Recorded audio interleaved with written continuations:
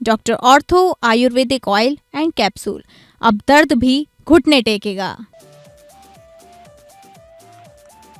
पश्चिम Asia में संकट पर राज्यसभा में बोले पीएम मोदी। पश्चिम एशिया के हालात भारत के लिए चिंताजनक, भारतीयों की सुरक्षा प्राथमिकता, शांति के लिए कूटनीति पर जोर। भारत अब 41 देशों से ऊर्जा आयात कर रहा। पीएम मोदी ने राज्य सरकारों से कालाबाजारी जमाखोरी पर एक्शन की अपील की। पश्चिम एशिया में संघर्ष के बीच रक्षा मंत्री राजनाथ सिंह ने रक्षा तैयारियों की समीक्षा बैठक की।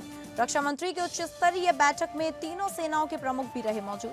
राजनाथ सिंह ने कहा, भारत का साफ मानना है कि बातचीत और कूटनीति से समाधान निकाला जाना चाहिए।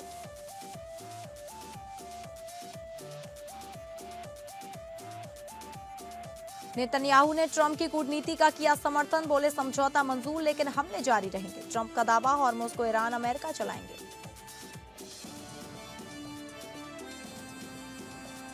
वैशाली दौरे पर पहुंचे चिराग पासवान का बड़ा बयान। चिराग ने खुद को बिहार के सीएम पद की रेस से किया बाहर। चिराग ने कहा, अगला मुख्यमंत्री भाजपा का हो। धर्म परिवर्तन और अनुसूचित जाति दर्जा पर सुप्रीम कोर्ट का बड़ा फैसला। हिंदू, सिख, बौद्ध के अलावा अन्य धर्म वाला व्यक्ति अनुसूचित जाति का नहीं हो सकता। अन्य धर्म में परिवर्तन से अनुसूचित जाति का दर्जा खत्म।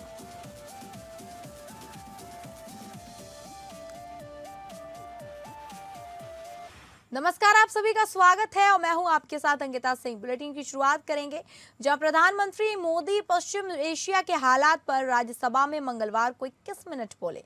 उन्होंने कहा कि अमेरिका इजरायल की ईरान से जंग जारी रही तो इसके दुष्परिणाम होंगे। आने वाला समय देश की सबसे बड़ी परीक्षा लेने वाला है।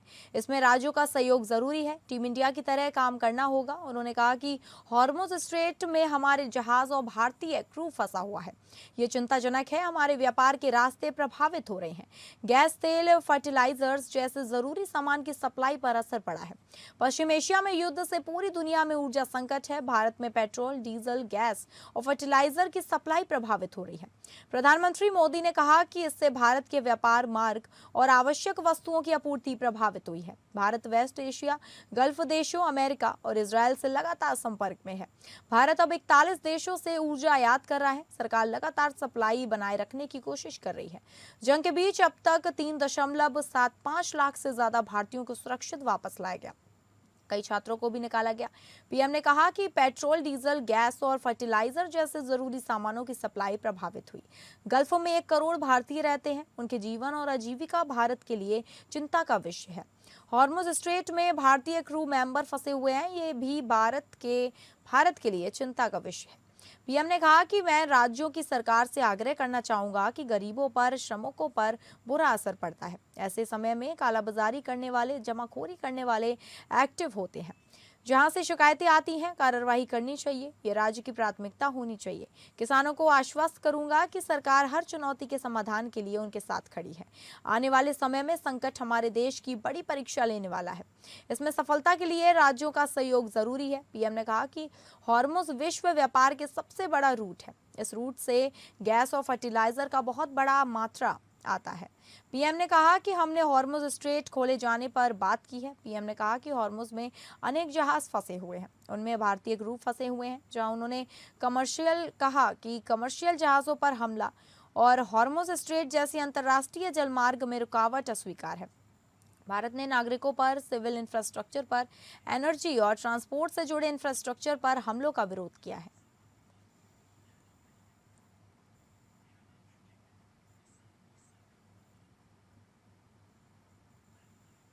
इस युद्ध में किसी के भी जीवन पर संकट मानवता के हित में नहीं है।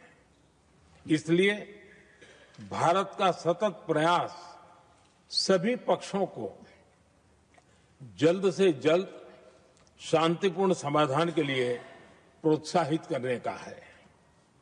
सभापति जी, संकट की स्थिति में देश विदेश में भारतीयों की सुरक्षा हमारी बहुत बड़ी प्राथमिकता है।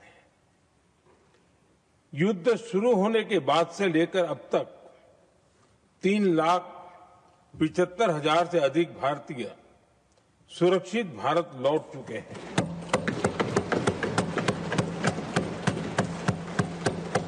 1 ईरान से ही अभी तक 1000 से अधिक भारतीय सुरक्षित वापस लौटे हैं। रक्षा मंत्री राजनाथ सिंह ने हालिया वैश्विक और क्षेत्रीय सुरक्षा घटनाओं के मद्देनजर भारत की रक्षा तैयारियों की समीक्षा के लिए एक उच्च स्तरीय बैठक की अध्यक्षता की। रक्षा मंत्री राजनाथ सिंह ने मंगलवार को हाल ही वैश्विक और क्षेत्रीय सुरक्षा घटनाओं के मद्देनजर और साथ ही भारत की रक्षा तैयारियों की समीक्षा करने के लिए एक समीक्षा बैठक की अध्यक्षता की। इस बैठक में CDS general Anil Chauhan, air chief marshal Amarpreet Singh, general Upendra Dwivedi, admiral Dinesh K Tripathi, रक्षा अनुसंधान एवं विकास संगठन के अध्यक्ष समीर कामत और अन्य लोग भी उपस्थित रहे। पश्चिम एशिया में चल रहे संघर्ष का चौथा हफ्ता शुरू हो गया है। वहीं हॉर्मुज स्ट्रेट से गुजरने वाला व्यापारिक मार्ग भी बाधित है। जवाबी कार्रवाई के तौर पर ईरान ने खाड़ी के कई देशों में इजरायल और अमेरिका की संपत्तियों को निशाना बनाया, जिससे जलमार्ग में और अधिक बाधाएं उत्पन्न हुई और अंतर्राष्ट्रीय ऊर्जा बाजारों के साथ साथ वैश्विक आर्थिक स्थिरता भी प्रभावित हुई।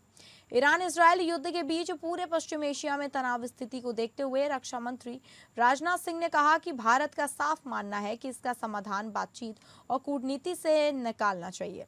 रक्षा मंत्री ने कहा कि भारत ने साफ तौर पर अपना पक्ष रखा था और आज भी प्रधानमंत्री मोदी ने कहा है कि इस समय विश्व की सबसे गंभीर समस्या है युद्ध और उसका समाधान युद्ध के माध्यम से नहीं बल्कि बातचीत और कूटनीति से ही निकलेगा।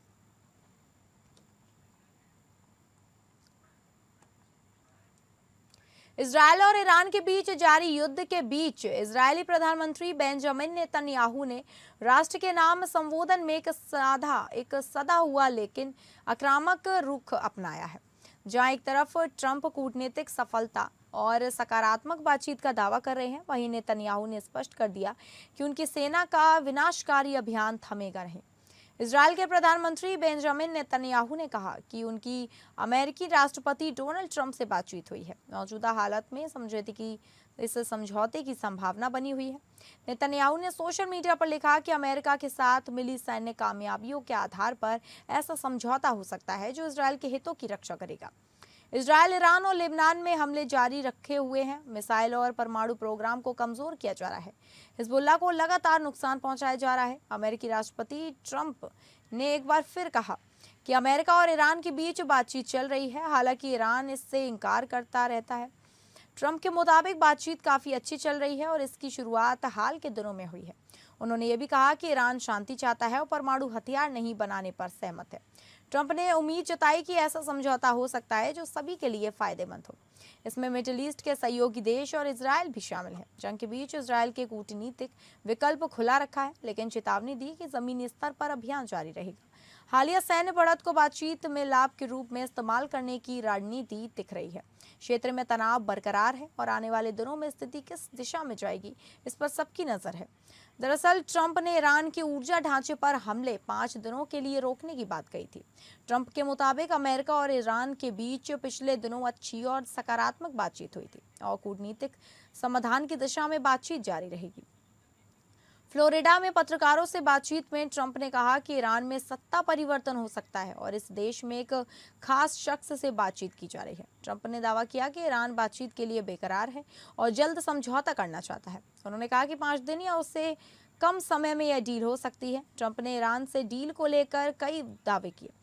उन्होंने कहा डील के बाद हॉर्मुज का साझा संचालन अमेरिका ईरान करेंगे। Whoever the Ayatollah is, whoever the next Ayatollah, look, and there'll also be a form of a very serious form of a regime change. Now, in all fairness, everybody's been killed from the regime. They're really starting off. There's automatically a regime change. But we're dealing with some people that I find to be very reasonable, very solid. The people within know who they are. They're very respected.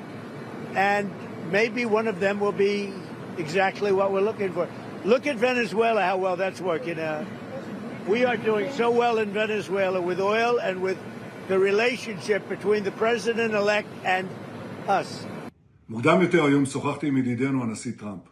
הנשיא טראמפ מאמין שיש סיכוי למנף את ההישגים הכבירים של צה"ל וצבא ארצות הברית כדי לממש את יעדי המלחמה בהסכם. הסכם שישמור על האינטרסים החיוניים שלנו. במקביל, אנחנו ממשיכים לתקוף גם באיראן וגם בלבנון. אנחנו קודשים את תוכנית הטילים ותוכנית הגרעין עד דק וממשיכים לפגוע קשות בחיזבאללה. רק לפני ימים אחדים חיסלנו עוד 2 מדעני גרעין והיד עוד נטויה. אנחנו נשמור על האינטרסים החיוניים שלנו בכל מצב. निवेश मंत्र 3.0 कार्यक्रम को मुख्यमंत्री योगी आदित्यनाथ ने संबोधित किया। CM योगी ने कहा कि उत्तर प्रदेश देश के अंदर इन्वेस्टमेंट के बेहतरीन डेस्टिनेशन के रूप में खुद को स्थापित कर सके। जो सपना आज से 9 साल पहले हमने देखा, आप सबकी उपस्थिति उस सपने को जमीनी धरातल पर हकीकत में उतारने वाली है।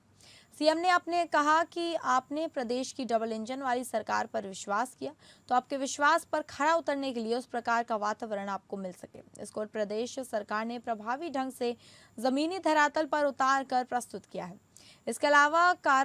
इसके कारण आज पूरे देश में किसी भी उद्यमी के लिए निवेश के सबसे पसंदीदा निवेश स्थल उत्तर प्रदेश होता है। यह विश्वास ही हमारी सबसे बड़ी पूंजी है। इस विश्वास को पिछली सरकारों ने तोड़ा था। उत्तर प्रदेश वासियों और नौजवानों ने सपना तोड़ा था। देश के सबसे बड़े राज्य के सामने वजूद के संकट खड़े कर दिए थे। प्रदेश की इस डबल इंजन सरकार पर विश्वास किया,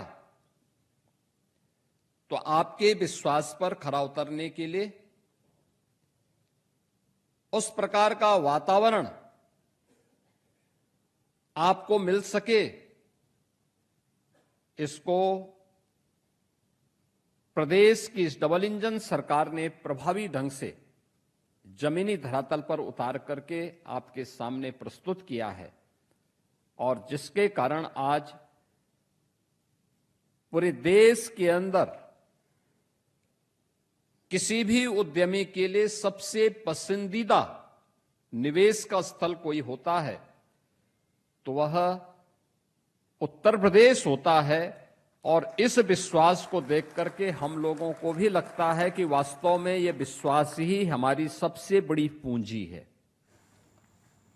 वैशाली पहुंचे केंद्रीय मंत्री चिराग पासवान ने बिहार के अगले मुख्यमंत्री को लेकर चल रहे गतिरोध पर बड़ा बयान दिया है। उन्होंने कहा कि सीएम की रेस में वह नहीं है और ना ही कभी रहेंगे, लेकिन बिहार का अगला मुख्यमंत्री भाजपा को ही जरूर चाहते हैं। वहीं उन्होंने कहा कि एनडीए में सब कुछ तय हो गया है और जल्द ही बिहार के अगले मुख्यमंत्री के नाम का ऐलान होगा। इसके अलावा चिराग पासवान ने ममता बनर्जी पर तीखा हमला करते हुए मुख्यमंत्री ममता की कार्यशैली और उनकी तुष्टीकरण की राजनीति पर सीधे सवाल खड़े किए। चिराग पासवान ने गंभीर आरोप लगाते हुए कहा कि पश्चिम बंगाल में भगवान की मूर्तियों को तोड़कर अब वहां की सरकार की कार्यशैली बन चुकी है। इतना ही नहीं, चिराग पासवान ने ममता सरकार की विदाई का भी ऐलान करते हुए दावा किया कि बंगाल की जनता अब इस तुष्टीकरण की राजनीति से तंग आ चुकी है और बहुत जल्द वहां की सरकार जाने वाली है। इसके साथ ही केंद्रीय मंत्री चिराग पासवान ने एक बार फिर नेता प्रतिपक्ष तेजस्वी यादव पर तीखा हमला बोला और तेजस्वी यादव की कार्यशैली पर सवाल उठाते हुए उन्हें जमकर घेरा। चिराग ने कहा कि चुनाव में मिली हार के बाद तेजस्वी यादव जनता से कट चुके हैं। उन्होंने आरोप लगाया कि तेजस्वी न सिर्फ मीडिया से दूरी बना रहे हैं बल्कि अपनी पार्टी के भीतर भी उनकी पकड़ कमजोर हो रही है। चिराग ने चुटकी लेते हुए कहा कि जो नेता अपने विधायकों को एकजुट नहीं रख पा रहे हैं और राज्यसभा चुनाव जैसे बड़े मौके पर जीत के करीब भी पहुंच नहीं पा रहे हैं, वो राज्य की जिम्मेदारी कैसे संभालेंगे।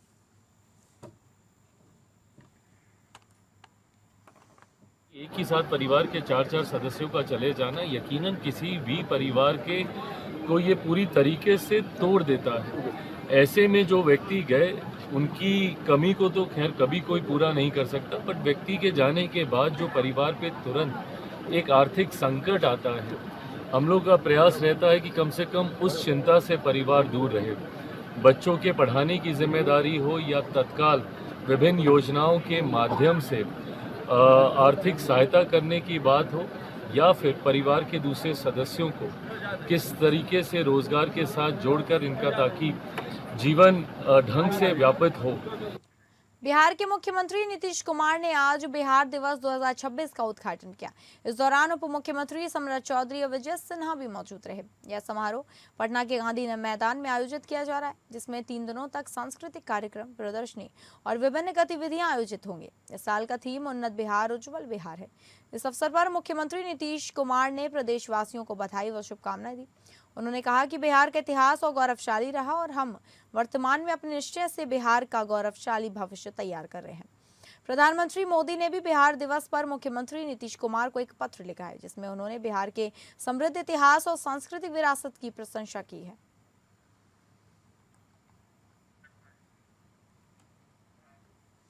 जनसुराज के सूत्रधार प्रशांत किशोर ने नवादा में बिहार की राजनीति और परिवारवाद पर तीखा प्रहार किया।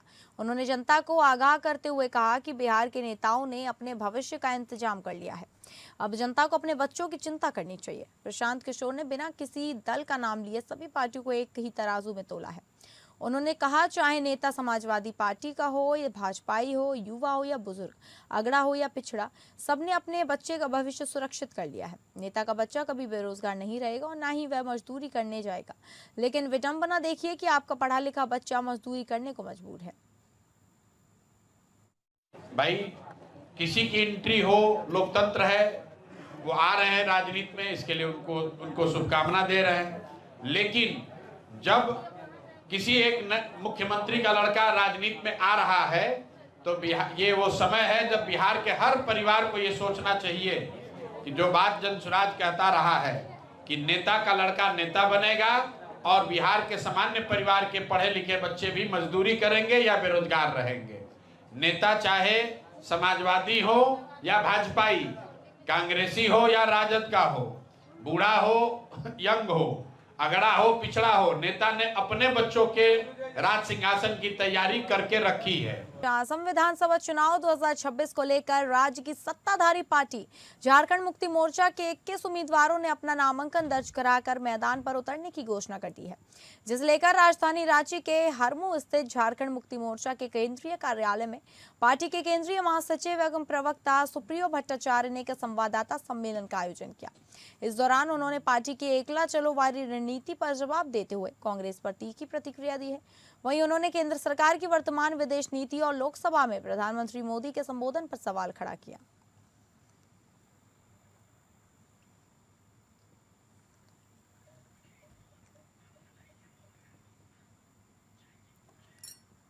पटना के बेऊर जेल से बाहुबली नेता अनंत सिंह की रिहाई हो गई है। रिहाई की खबर मिलते ही जेल के बाहर पहले से मौजूद समर्थकों में खुशी की लहर दौड़ गई और जमकर जश्न मनाया गया।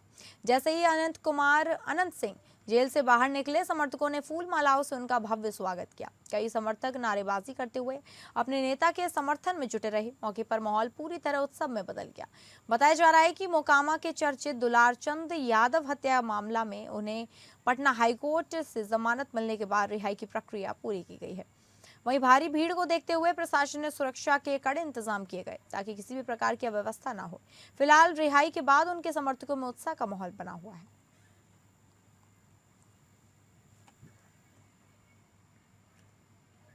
छत्तीसगढ़ के उप मुख्यमंत्री एवं गृह मंत्री विजय शर्मा ने बड़ा बयान देते हुए कहा कि कुख्यात नक्सली पापाराव अपने साथियों के साथ आत्मसमर्पण करने जा रहे हैं। पापाराव के सरेंडर के बाद प्रदेश में नक्सलवाद के लगभग समाप्त होने का दावा किया जा रहा है। दरअसल राज्य सरकार पहले ही 31 मार्च 2026 तक छत्तीसगढ़ को नक्सल मुक्त बनाने की घोषणा कर चुकी है। इसी दिशा में सरकार लगातार सक्रिय रूप से काम कर रही है। पुनर्वास नीति के तहत बड़ी संख्या में नक्सली मुख्यधारा में लौट रहे हैं और हथियार डाल रहे हैं। वहीं कई नक्सली मुठभेड़ों में मारे भी गए हैं। 31 मार्च की डेडलाइन नजदीक आने के साथ ही सुरक्षा बलों और सरकार की सक्रियता और भी तेज हो गई है। इसके चलते अब बड़े और कुख्यात नक्सली भी आत्मसमर्पण कर रहे हैं। इसी क्रम में 25 लाख रुपए के इनामी नक्सली पापाराव का सरेंडर करना अहम माना जा रहा है। विजय शर्मा ने मीडिया से बातचीत में बताया कि पापाराव बस्तर क्षेत्र में सक्रिय रहा है और छत्तीसगढ़ महाराष्ट्र सीमा पर भी उनका प्रभाव रहा है।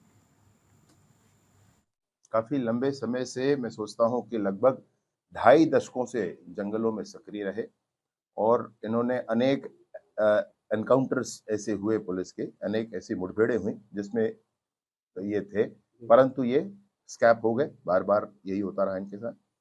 अभी भी ये है कि 25 लाख का छत्तीसगढ़ की सरकार की तरफ से इनाम DKZC होने के कारण के ऊपर है, लेकिन ये बात स्पष्टता है कि अब उनका मनोभाव बदल गया है। मेरी खुद भी उनसे बात हुई है फोन पर और बात होने के बाद ये स्पष्टता है कि अब वो आज पुनर्वास कर रहे हैं। गाजियाबाद के चोनिका सिटी इलाके से एक सनसनीखेज डबल मर्डर का मामला सामने आया है, जहां पति ने अपनी पत्नी और उसके कथित प्रेमी की गोली मारकर हत्या कर दी। आरोपी फिलहाल फरार है और पुलिस उसकी तलाश में जुटी है। ट्रोनिका सिटी थाना क्षेत्र के राम पार्क स्थित बुद्ध बाजार मोहल्ले में देर रात करीब 12:40 पर डायल 112 पर झगड़े की सूचना मिली थी। सूचना पर मौके पर पहुंची पुलिस ने राशिद नामक व्यक्ति के घर में 36 लाख रुपए शबनम और व्यक्ति के घर से 36 वर्षीय शबनम और 32 वर्षीय फहीम के शव बरामद किए गए। जांच में सामने आया कि शबनम रशीद की पत्नी थी, जबकि फहीम उसका करीबी दोस्त बताया जा रहा था। दोनों ही दोस्त थे और बांस बल्ली का काम करते थे। फहीम का अक्सर राशिद के आना जाना रहता था घर पर। शुरुआती जानकारी के मुताबिक फहीम और शबनम दोनों के बीच प्रेम संबंध थे। जानकारी के मुताबिक मृतका शबनम के 7 बच्चे थे। वहीं इन दोनों के बीच प्रेम प्रसंग को लेकर अक्सर पति और पत्नी में विवाद रहता था। भागलपुर के बरारी थाना क्षेत्र अंतर्गत खंजरपुर स्थित एक हॉस्टल में नीट छात्रा सृष्टि सिंह उर्फ लाडो के फंदे से लटकी हुई शव बरामद की गई। वह मूल रूप से अररिया की रहने वाली थी। जानकारी के अनुसार छात्रा नए हॉस्टल में शिफ्ट हुई थी। शिफ्टिंग के दौरान उसके माता पिता भी वहां मौजूद थे, जो बाद में वापस लौट गए। घटना की सूचना मिलते ही बरारी थाना अध्यक्ष बिट्टू कमल दलबल के साथ मौके पर पहुंची और घटना हॉस्टल संचालक की मौजूदगी में शव को नीचे उतारा। फॉरेंसिक टीम ने घटनास्थल से साक्ष्य जुटाए। पुलिस को छात्रा के मोबाइल से व्हाट्सएप चैट भी मिला है, जिसकी जांच जारी है। प्रारंभिक जानकारी के अनुसार बगल के कमरे में रहने वाली छात्रा ने दरवाजा नहीं खुलने पर शोर मचाया, जिसके बाद मामले की जानकारी सामने आई।